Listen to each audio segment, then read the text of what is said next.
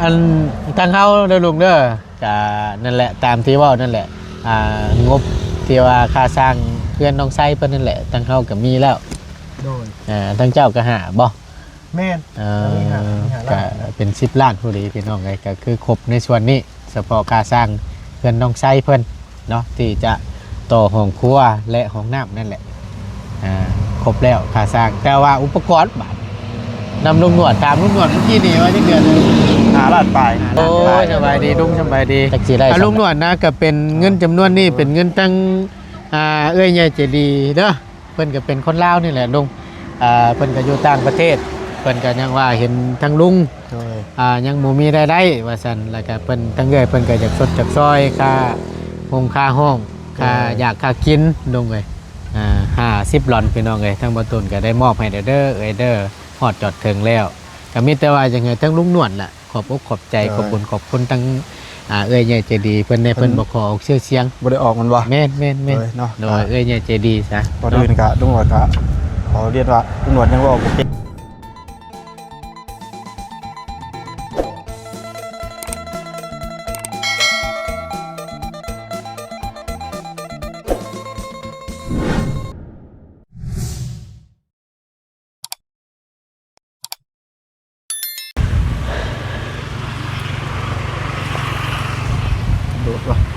ยังบ่ได้เอาบ่น่ะยังเลย อ๋อเบิ่งแหน่โพดดอกเปลี่ยนว่าก็ได้ว่านี่นั่นออกไปโดดปึ๊บหมู่ลงก็ได้เบิ่งจนว่าฮอด 2-3,000ของเขายังอยู่นี่แหละบันทึกเดี๋ยวนี้แม่นซ่านี่บ่มันรุ่นยังนี่ลุงหน่อยรุ่นยังอันนี้บ่แม่นSamsung แต่ว่าซื้อ2 ล้านกับ100,000 2 ล้าน 100,000บ่ง่ายถึงสุดในห้างแล้วของโลในห้างเลยว้าโตเนาะป่านนั้นก็ยังเกือบมันบีแบ่งจากนมลูกอ่ะบ่บีแบ่งจากนมลูกแม่นโอ้ยเนาะคืนทำบ่ทันก็บ่ได้พี่น้องเอ้ยเนาะกันแล้วเนาะมันอยากซ่าแนวนึงคือว่าแล้วเพราะว่าแรมมันนั่นแหละแม่นแรมมันหน่อยแล้วเฮ็ดให้เฮาเข้าเครื่องตัวนู่นนี่นั่นอาจสิซ่าแนวนึงเนาะยิ่งอากาศร้อนบ่ตูนเรียบร้อยโอ้ยพอจะกลมกระมับสิตะข่อยหน่อยบอกว่าแต่เจ้าได้ก่อยคือกันนั่นแหละกลางวันนั่นน่ะคือสิได้เนาะบันทึกเนาะต้องดุนเลยมีเครื่องเดียวนี่บ่เจ้าก็ได้ยังบ่ได้แท้ให้ได้จัก2 เครื่องซะเนาะพอได้สลับซับเปลี่ยนกันเครื่องนี้ฮ้อนหรือว่าเบิดเอาอีกเครื่องนึงทายเนาะมีทางผู้ใหญ่เป็นโทรมาเนาะโดยถือกระเซ็ตมาหน่วยการตอบซ่าเพราะยังเพื่ออยู่ระหว่างแบบสิแหละอยู่ในระหว่างบันทึกคลิปแม่นในที่นี่เฮาบ่สามารถที่จะเล่นได้เนาะถ้าว่าสายเรียกเข้านี่รับบ่ได้เลยฮับปึ๊บนี่บันทึกใหม่ได้นี่เริ่มต้นใหม่อีกมันนี่ลุงหนวดก็เลยอันนี้แหละสาเหตุที่ว่าลุงหนวดตอบกับซ่าบางเรื่องพี่น้องเอ้ยนอกจากเปิดคลิปมาในคลิปนี้เนาะก่อนอื่นพี่น้องกราบสบายดีและสวัสดีเด้อพี่น้องสบายดีเพิ่นสู่คนนี่ได้แหละสู่ได้เพียงโอ้ยเนาะเอาพอดีมานั่งพูดคุยกันกับทางลุงหนวดก่อนจักหน่อยนึงเนาะก็พอดีเปิดคลิปมาก็อยู่กระตูบน้อยเพื่อนของน้องหลานน้อยเพิ่นพี่น้องเอาลูกคลิปไปร้อยเนาะอากาศมื้อเช้านี่พี่น้องหลังจากที่ทั้งบ่ตูนไปขึ้นเทือนน้องน้ำเพิ่นสิเป็นวัดเป็นในได้บาทนี่ขึ้นเทือนน้องน้ำเพิ่นฮ้อนไปแล้วบ่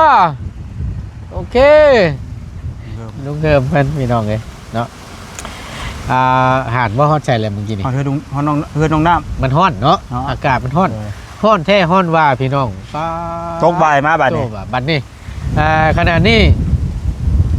เวลา 3 โมงเนาะสิเข้า3 โมงลมหนาวบ่ายมันคำสิบ่พี่น้องเอ้ยสภาพอากาศเนาะ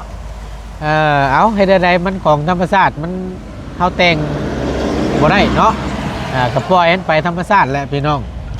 พอดีแหละมาพ่อทั้งลุงหนวด เอาเดี๋ยวที่ถามทั้งลุงหนวดก่อนบ่านี่พี่น้องนี่แหละลุงหนวดไอ้เกี่ยวกับเพื่อนน้องไส้เฮานี่แหละอุปกรณ์นี่แหละมันมีอย่างแน่หานาเลยซื้อเพิ่มเติมอีกบ่หรือว่าจังใดก็ยังได้ซื้อหลายอย่างอยู่เนาะคือส่วนที่ว่าลุงหนวดที่ซื้อได้โดยที่ว่าสร้างบ่คำนวณนี่เด้อลุงหนวดซื้อได้แต่พวกยกตัวอย่างคือ1เล็กโดยเล็กเส้นเนาะ2มาก็เป็นวงกบโดยอันนี้คือได้แล้วก็เป็นไม้อัน48นะลุงหนวดยังคำนวณบ่ได้ตัวนะต้องให้สร้างเพิ่นตัวแม่นแล้วก็ลุงหนวดยังบ่สามารถซื้อได้เนาะแม่น2ไม้แผ่นพาเซล่าเด้อันนี้ก็ยังบ่ฮู้ว่าใส่จักแผ่นอีกลุงหนวดก็คำนวณบ่ได้อีกแล้วก็อันยังเป็นอนุสิงห์ว่าสิต้องใส่จักแผ่นเนาะฮู้อยู่ว่าใส่จักแผ่นเพราะว่าจากเฮือนใหญ่8แผ่นไล่เอาตัวนั้นเลยแม่นบ่แม่นได้ตัวเฮือนใหญ่เลยแต่ว่าคือจังใดเขาก็ต้องให้สร้างคำนวณให้มันเพื่อว่าหมายความมีการผิดพลาดเนาะแม่นแต่ลุงหนวดก็ซื้อส่วนที่ว่าลุงหนวดซื้อได้ก่อนพี่น้องเลยส่วนที่ว่าตัวอย่างคือ2ลมโดยแล้วก็เป็นท่อ UVC เล็กเป็นวงกบเนาะพี่น้องโดยคือส่วนที่ว่าอันนี้มันซื้อโดยที่ว่าสร้างบอกคำนวณก็ได้เนาะแม่นคืออันนี้ผมซื้อได้แต่ว่าจุดใดที่ว่ายังยกตัวอย่างคืออย่างที่ว่าไม่48เนาะกับไม่พาเซล่าแล้วก็อะดูซิงคือ3อย่างนี่นะลุงหนวดยังบ่สามารถซื้อได้ต้องให้สร้างเพิ่นขึ้นเป็นโค้งและเพิ่นสร้างมันว่าคำนวณออกมาว่ามีเท่านั้นเท่านี้แล้วก็ลุงหนวดซื้อได้ตัวนั้นเนาะแม่นพอดีอันนั้นพี่น้องเอ้ยใช่คือกล้องเขาหันเรื่องได้เห็นอยู่บ่เฮ้ยคือหมุนใช่หมุนขวาแต่จะหน่อยพี่น้องเพิ่นตาลายนำเด้เนาะเอาเป็นบางส่วนบางอย่างเนาะเพราะว่าทั้งสร้างเพิ่นก็ยังบ่ทันได้มาเลยคือลุงหนวดก็ไปคุยกับสั่งแหล่เพิ่นอยู่เจอเราอยู่บ่เจอเพิ่นมาขึ้นเรือนน้องน้ำนี่ระหว่างนั้นระหว่างจังไดมื้อใดเราลงมือพร้อมแล้วว่าเสร็จแล้วจากเรือนน้องปูนาแล้วก็ขอพัก2มื้อไปพุดมันเนาะแล้วจากหันปุ๊บแหละทีนี้เราสิโทรหาลุงหนวดอีกรอบนึงนัดว่าไงเราจะโทรหาลุงหนวดล่วงหน้ามื้อนึงก่อนไปแต่ว่าเราก็ต้องเลี้ยวจากการภารกิจที่ว่าอันฮอดมันของเราก่อนนะว่าแต่ว่าขอส่วนนี้2มื้อแล้วว่าขอเวลา2มื้อแล้วจังสิมาเฮ็ดเพื่อนน้องไส้แต่ว่าต้องเลี้ยวจากน้องปูนาเด้เนาะแต่ตัวนี้ยังบ่ทันแล้วบ่เพื่อนน้องปูนานี่ก็ได้ยังอยู่ยังหลายเติบบ่แล้วว่าอีกประมาณ2มื้อถึง3มื้ออันนี้คือตัว3เพื่อไว้แล้วว่าเพื่อคนไร้ซ่าเพื่อคนมีการผิดพลาดเนาะแม่นพี่น้องเพิ่นก็ว่าคืออันหล่นแท้ว่าซั่นก็มันถ่ากันได้พี่น้องเพราะว่าเฮาอยากเอาทั้งอื่นก็คือว่าแหละ1มาเฮาก็เฮาบ่เคยจ้างเพิ่นแล้วก็บ่เห็นสีไม้ลายมือว่าซั่นซะคือทางสร้างแหล่นี่บัดเฮาก็ได้เห็นแล้วก็กันเองนะพี่น้องทั้งบ่ต้นก็เลยคุยกันนี่แหละก็ว่าเอาปรึกษากันกับทีมงาน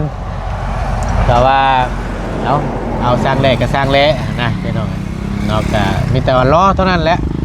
แล้วก็เว้านำบ่ต้นอยู่มื้อนั้นก็ว่าถ้าหลังจากที่จบปุ๊บแล้วสิไปกดมัน2มื้อแล้วจะมาเฮ็ดต่อมีแต่ว่า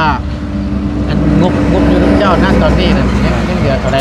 เหลืออยู่5 ล้านปลายเหลืออยู่5 ล้านปลายสิพ่ออยู่บ่ฉันโอเคครับผมบ่ตูดเลยเพราะว่ามันสิมานักตัวอนุชิงกับยังพาเซล่าบานอีกได้บานประตูอีกพวกบานพวกวงเนาะแม่นบานประตูจะบานเท่าไรบานนี้บานนี่ก็ยิงตามไล่นั่นแหละแต่ว่าแม่นตามไล่นั่นแหละช่องบานก็ตกไปเป็นล้านเนาะเขาว่าอย่างต่ำนี่เพราะว่าทางลุงหนวดเราสิซื้อในส่วนนี้นะพี่น้องเป่าต้นมีแต่ค่าสร้างก็ซื้อกับลุงเพิ่ม10 ล้านว่าซั่นเนาะ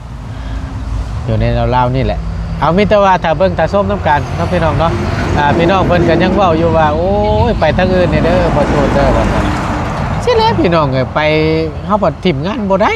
ก็มื้อนี้ผู้ใหญ่เพิ่นให้เป็นสะพานบุญให้แล้วเฮาสิไปปะมันก็มันโมเมนต์นะก็มันเนี่ยเพราะฉะนั้นแล้วเฮาก็ต้องมีความรับผิดชอบเนาะแม่นต้องเฮ็ดให้มันแล้วเสร็จสิ้น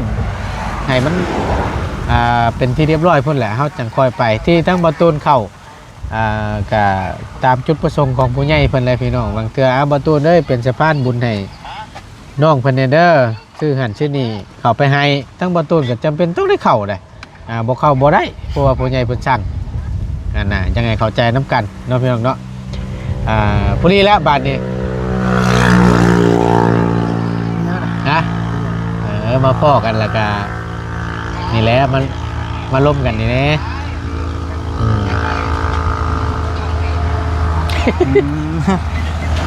ครับโอ้ขี้งอก หักมันตึมต่ำลงอยู่แห้งเลยเนาะลูกนี่มันจิบ่เรียบร้อยจะบ่เฮ้ย จักโลเท่า90ปลายแน่ 90ปลายโล ติดตัว โดยลูกสบายดีสบายดี 90ปลายติ อายุก็90ปลายนะ บ่อายุ อยู่ฮอดพุ่นก็คือเพราะว่ายังบ่ฮอด50ตอนนี้มัน40กันประมาณ90ปลายกันกำลังครึ่งคนตอน โอ้ข่อยยังหลายเด้อข่อยเพราะว่าข่อยอยู่ฮอดหมื่นปี หมื่นปีบนใดพังกักๆในลูกเลย หมื่นปียังหลาย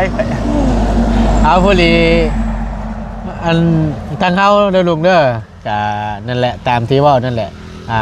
งบที่ว่าค่าสร้างเพื่อนน้องไส้เพิ่นนั่นแหละทางเฮาก็มีแล้ว โดย ทางเจ้าก็หาบ่ แม่น ก็เป็น10 ล้านพอดีพี่น้องไงก็คือครบในส่วนนี้เฉพาะค่าสร้างเพื่อนน้องไส้เพิ่นเนาะที่จะต่อห้องครัวและห้องน้ำนั่นแหละครบแล้วค่าสร้างแต่ว่าอุปกรณ์บาทนำลุงหนวดตามลุงหนวดเมื่อกี้นี่ว่าจะเดือนเลย 5ล้านปลาย 5 ล้านปลายจักสิได้สำไรแล้วพี่น้องไง มันพอส่วนที่เหลือมันเหลือพวกราคานักแล้วบัดเนาะ อย่างลูซิ่งไมเชล่า แม่นจุดนี้นักเด้ถือว่าแพงเนาะ แม่นแล้วก็พวกบุงกบบานเกี่ยวกับตัวนี้ อันนี้ว่ามันก็พอครับแต่เฮ็ดส่วนของน้ำก่อนแต่หักออกไปจ่ายค่าของน้ำก่อนได้เงินครัวจะเฮ็ดตับแล้วเพราะว่าเชล่าเนี่ยเพราะว่ายังขี้ไล่เนี่ยมันต้อง10 ตับนี่มันก็ต้อง5 ล้านปลายอยู่แล้ว แม่น เพราะเขาเฮ็ดเงินสมอน10 ตับ 10 ตับบ่ แม่น เจ้าขึ้นสูงจากสูงจากที่ว่าจากดินขึ้นไปแล้วมองที่ว่าเจ้า มันตั้งแต่ครับปูพื้นขึ้นไปเลย เจ้าบ่ได้ปล่อยเป็นช่องระบายวะ ช่องระบายเขาก็ตีไม้ใส่สั่นๆนี่เขาบ่ได้ตีไม้ยาวคันชันมันเขาเฮ็ดยาวมันก็ผลพระมันก็เข้าคือกับเป็นบ่ล่ะ เจ้าเฮ็ ป ด ระมาณ แบบ ประมาณศอกนึงเลยนะก่อนนี่ ทางบ่ ทางมันประมาณศอกนึงก็ให้ควันไฟออกไปได้แต่ว่าความสูงมันน่ะเขาเฮ็ด2.50 เมตรจากพื้นดินฮอด แต่ว่าก็ยังเฮือนนั่งไซเพิ่นนี่เอาสูงเกินก็บ่ได้เปิดประตูโปงเยี่ยมบ่ได้ บ่แม่นคันเฮาต้องเปิดเข้าในมันต้องเอาสูงอยู่แล้วเอาคันเจ้าสิตัดประตูวงกลมลงมาหั่นจนได้มันได้เม็ดมันจะได้เม็ดเฮือนต้องใช้เม็ด60มาฮอดเป็น80 เนาะ ฮอดซ้ํ80น่ะ ต้องตั้งประตู ต้องตั้งประตูทางไหน เอา แม่น ผลักประตูเขาข้างใน ต้องพักประตูของไหนแต่ได้ เพราะว่า บ่ต้องตัดนะก็เอา2 เมตรคือเก่า เพราะว่ามัน สูง มันความสูงบ่ได้เนาะ แม่นคันเจ้าสิตัดเตี้ยลงมาน่ะ แห้งๆเตี้ย บ่มีบานใส่เด้ มันบ่มี แม่น บานใช่เลย แม่พอมันสั่นเกิน มันสั่นเกินมันมีบานเนี่ยรู้หมดเลย มีแต่เอานั้นมีแต่เอานั่นแหละ ทางในแหละเขาปิดทางในเอาแต่ดันเขาทางในเพราะว่าเพื่อนสมอนมันกับบริวิตคือกันนะ ว่า คอยก็ตั้งแบบนั้นแหละคอยก็เจ้าตั้งติดแบบนั้นเลยแต่ว่าทั้งนี้ทั้งนั้นคือค่าอุปกรณ์น่ะมันสินักอีโนซิ่งฮันเนาะ แม่น จะ แล้ว เป็ ก็ นพาเชล่า แล้วก็อันว่าไม้ที่ว่าสิเฮ็ดโครงหางวันนี้ พวกคือพวกเข่านู่นนี่นั่นเนาะ หากแต่ว่าไม่นี่สิใครอยู่เพราะว่าเพิ่นมีอยู่แล้ว โอ้ยข่อยไปนับเบิ่งในลูกนวด ฮะ ไม่ข่อยใส่เฮือนสมอนน่ะมัน26โตอันนี้มันไม่มี6โตนึง แล้วชิปเลยอยู่ในข้างเฮือนดิ ข่อยนับเบิ่งแล้ว ว่า ไม่หาคูณ10เนี่ยมันยังบ่พอซ้ำอยู่หั่นน่ะ บ่คงโนนับมื้อนั้นก็ว่า10คำเพราะว่าข่อยก็นํกันได้ตอนนั้นมี10ตัวดิแต่ว่าคำบ่มีไผเอาไปทั้งอื่น บ่มันแม่นอยู่มี10โตน่ะแต่ว่าโตที่มันขี้ได้น่ะมันบ่พลาดนะเฮานับไปซื้อมันก็แต่ว่าไม่งามน่ะข่อยนับเบิ่ง6โตหรือ7โตนี่แหละ บ่ แม่น แต่จะได้ซื้อได้เติบโย มันว่าไม่ตัว2โต3โตน่ะมันโง่แต่ข่อยบ่นับมันโง่คือแขนสิฮักนี่ ทั้งสร้างเลยเพิ่นคำนวณมื้อนั้นน่ะข้าวสีนัวกับข้อ2น่ะแล้วว่าใส่12เซนนะเบิด 2เซนแม่นอยู่แต่ว่าเฮือนครัวน่ะเฮาต้องตี ตีที่เขาสิตีไม่เชล่าใช่นี่ อ๋อไม่อันนั้นไม่48หรือบ่ แมน25โต มันต้องมีไหนดูไง มันก็ต้องมีแล้วไม่48อ่ะ เขาสิเอาแต่ไม่เชล่าตีมันตีไม่ได้เนาะอะไรเนาะ บ่ได้กระส่วนนี่น่ะดงหลวดยังซื้อบ่ได้ส่วนนี่มันพอคำนวณบ่ได้เด้ว่า 25โตไล่มาโลด25โต เบิดน้ำเงินชื่อไม่นี่ก็เติมนึงอยู่นี่เนาะ โอ้บ่ธรรมดาเด้ แต่ว่าที่แน่ๆน่ะมันบ่พอไปว่าบ่พอ บ่พอแล้วก็ว่า แต่ว่าเฉพาะไม่เชล่ากับสังกะสีโดยสิ่งนี่มันก็กินไปแล้วประมาณ7-8ล้าน แม่น แต่เงินนุ่งหมดเดือน5ล้านปลายมันก็เต็มที่มันก็ได้แค่ บาน บ่ครบ แม่นวาน2ป้อง แม่ 2ป้องสิกลัวอยู่บานน่ะบานก็วงกบนี่ บ่พื้นจุดนักมันน่ะนะจุดที่ว่าของราคาแพงเนาะก็แพงเด้ โอ้ เนาะ ว่าบานกับวงกบนี่มันบ่แพง ฮะ บ่ถือว่าแพง สิพอได้ แพง อยู่ คือไม่เชล่าบ่แพง ตัวนั้นแหละนัก ไม่เชล่ามันตับ5,500,000 แม่นมีอยู่5แผ่นแผ่นละ110 ครับ แผ่นละ110 มันปลาไปเท่าไหร่เนี่ยแบบ ก็มันนี่ โอ้ถึงแต่ได้เนาะ โอ้ย จากนี้ เพราะว่า หม มั ด น กาชื่อซัมทีนุ่มมีแหละนี่เหลือเด้ เอาตามเจ้ามีนั่น มั ละ นเบิดแล้วเขาก็แจ้งเพิ่นว่ามันเบิดแล้วมันได้สำนี้ โดย มันสิเดินหน้าต่อหรือถอยหลังเขาก็เว้ากันว่าฉันว่ามันพอแต่เฮือนครัวเหมือนพอแต่ห้องน้ำเอาแต่ห้องน้ำเฮือนครัวเหลือจังให้น้องเพิ่นบ่บุญโค้งแล้วก็เฮ็ดเวียกเฮ็ดงานอยู่ แม่น เพิ่นอยากได้เพิ่นก็ต่อเติมเอามันบ่พอได้งบมัน โดย เฮซ่ายอย่างเขาก็ซื้อมาให้ดิแม่นบ่ล่ะ คือตอนแรกๆน่ะจุดประสงค์ที่ว่าพอเพิ่นกับเอ้ยเพิ่นเนาะ โดย ที่ว่าส่งเงินมาให้ทั้งนุ่นวดนี่ก็คือจุดประสงค์เพิ่นนี่แรกๆนี่จะเงินจำนวน15ล้านนี่คือให้นุ่นวดซื้ออุปกรณ์และให้ป้าบุญคงเป็นคนเฮ็ดเองครับบ่มีสร้างเพิ่นว่าสิ เพิ่น คันว่าเฉพาะ15ล้านน่ะพอเฮาห้องน้ำน่ะ คำว่า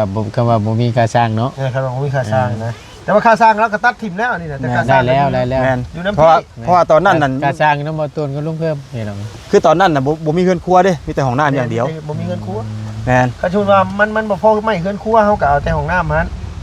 เอาแต่ห้องน้ำมันแหละเอาแต่ห้องน้ำไปก่อนมันเอาแต่ละอย่างไปซะแล้วบัดเดียวรวมกันนี่ก็บ่ได้ เอาจังใดก็บ่ตูนเบิ่งแล้วคงสิบ่พอหรอกพี่น้องเอ้ยเพราะว่ามันหลายยิ่งหลายสิ่งหลายอย่างอยู่ มันมีจุดนับ มี เพราะว่าเขาเฮ็ดเฮือนสมอนน่ะทั้งหมดทั้งมวลน่ะเฉพาะค่าสร้างเบิด12ล้านอุปกรณ์มานี่ค่อยไล่เบิ่งน่ะประมาณ10ปลายล้าน17ล้าน โอ้ เฉพาะอุปกรณ์นี่17ล้านทั้งเฮือนครัวทั้งห้องน้ำ อ่า ลุงหนวด15ล้านก็ยังจะบ่พอน่ะ อ่า แม่นบ่ล่ะ แม่น แม่น ไปไล่17ล้านค่าสร้างนะบ่แม่นมันค่าอุปกรณ์ค่าอุปกรณ์ทั้งไม้ทั้งตอกของตาทุกอย่างครบชุดปึ๊ดน่ะ17ล้านกับ คือ กับแสน17ล้านกับ1แสนกับ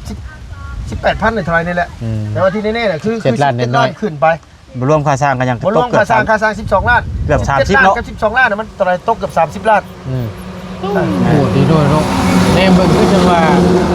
ถ้าลงตัวอย่าง น้อยนึง คือข่อยสร้างมาได้สายเทพื้นเฮือนทรายแห่กระทราย 3ล้าน8แม่นว่าจะสร้างมาเท่าไหร่3ล้าน8บ่ ค่าสร้างนะ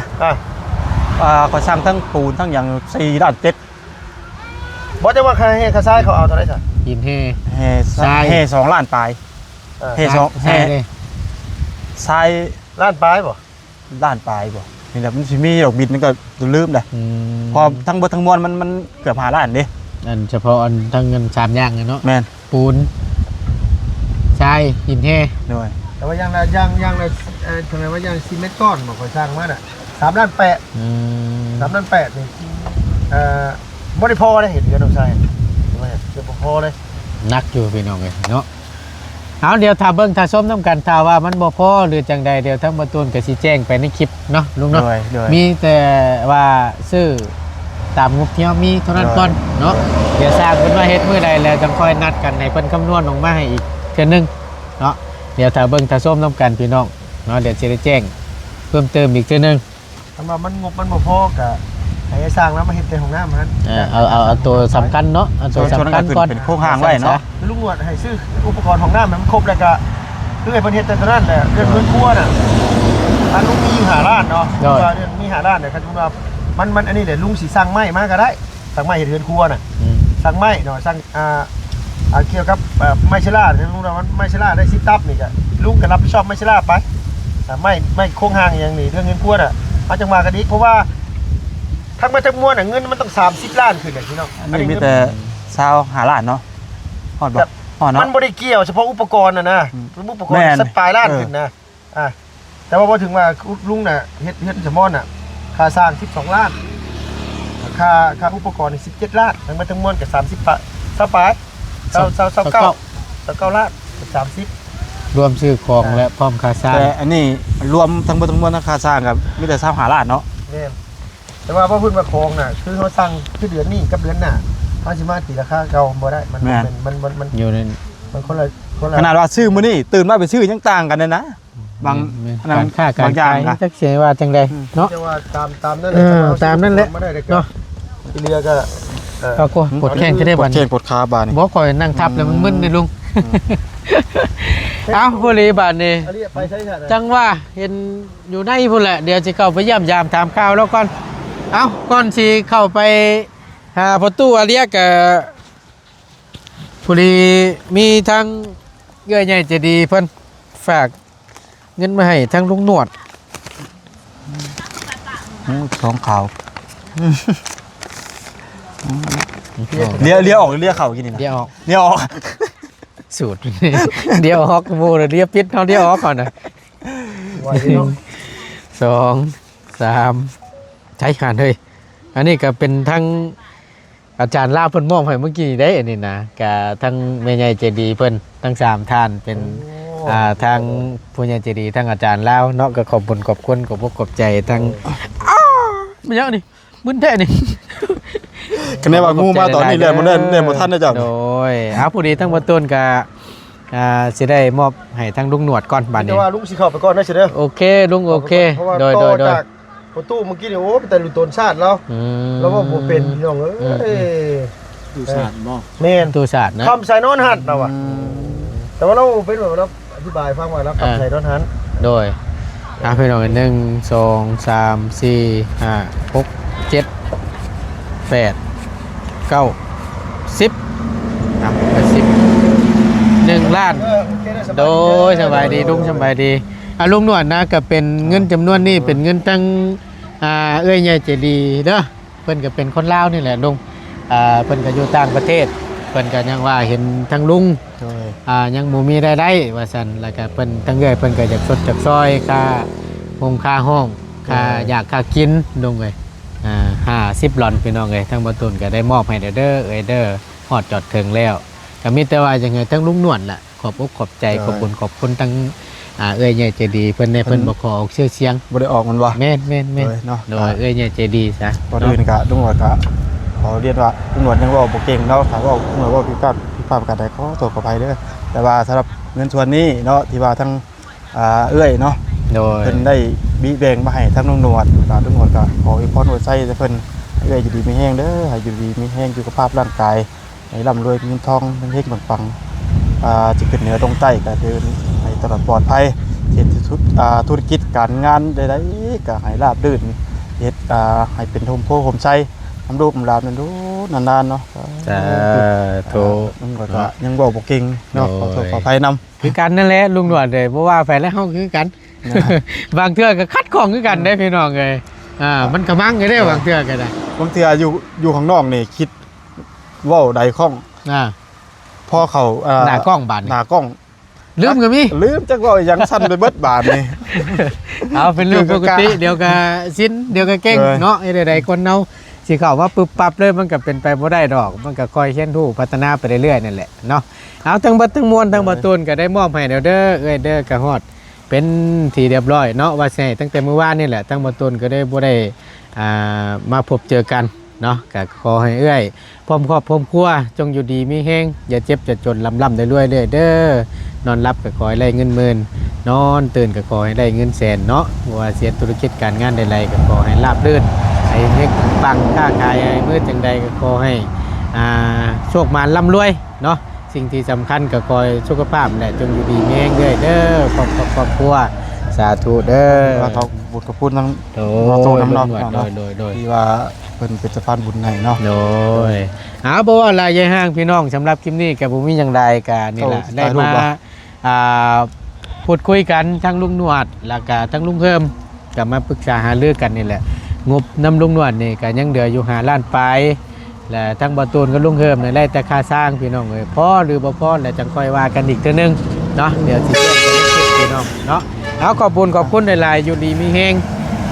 ทุกคนเด้อพี่น้องเด้อที่เข้ามาเป็นกำลังแรงใจและติดตามเบิ่งคลิปโดยประกาศโฆษณาเนาะและก็ขอบคุณเข้ามาเป็นกำลังแรงใจกับทีมงานโดยตลอดมาพี่น้องบ่ปะบ่ติบเนาะพี่น้องเพิ่นก็จังว่าบ่ตูนเอ้ยบ่ลงใต้บ่ว่าซั่นมันไปบ่ได้สิได้พี่น้องงานการเฮาก็ยังมีอยู่เฮาก็ต้องรับผิดชอบในทางด้านนี้ถ้าว่าไปพุ่นทั้งนี้ต้องการนี่ก็จบเลยแหละเนาะลุงหนวดเนาะ แม่น เพราะฉะนั้นแหละก็ยังบ่ทันได้ลงยังบ่ได้ไปเสียโยพี่น้องเอ้ยเนาะขอบคุณหลายๆพี่น้องอยู่ดีมีแฮงพบเจอกันคลิปหน้าสำบายดีเด้อพี่น้องเด้อไปบ้านนี้สิเข้าไปหาประตูเรียกก่อนบ้านนี้จักเป็นอะไรแน่ มันเอาไปใส่กับปลาเจ้าหรือบ่ ว่าดอก